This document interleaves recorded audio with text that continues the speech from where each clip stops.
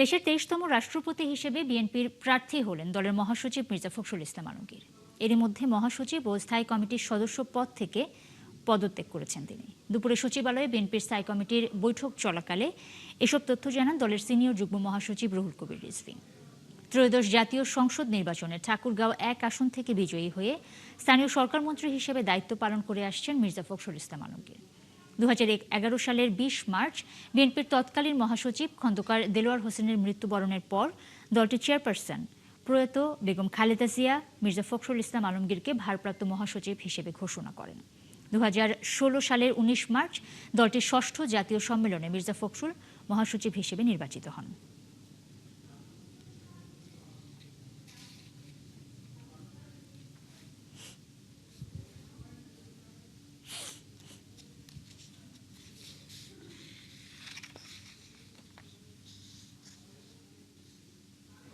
বাংলাদেশ জাতীয়তাবাদী দলের পক্ষ থেকে আনন্দের সাথে জানাচ্ছি, বাংলাদেশ জাতীয়তাবাদী দলের প্রার্থী হয়েছেন মির্জা ফখরুল ইসলাম আলমগীর এবং তিনি প্রার্থী হওয়ার সাথে সাথে বাংলাদেশ জাতীয়তাবাদী দলের মহাসচিব এবং জাতীয় স্থায়ী কমিটির সদস্য পদ থেকে পদত্যাগ করেছেন।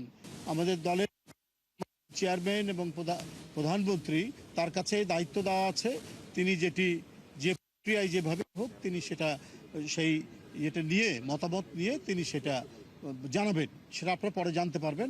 এখন শুধু দলের রাষ্ট্রপতি প্রার্থী মির্জা ফখরুল ইসলাম আলমগীরের নাম আমরা ঘোষণা করলাম।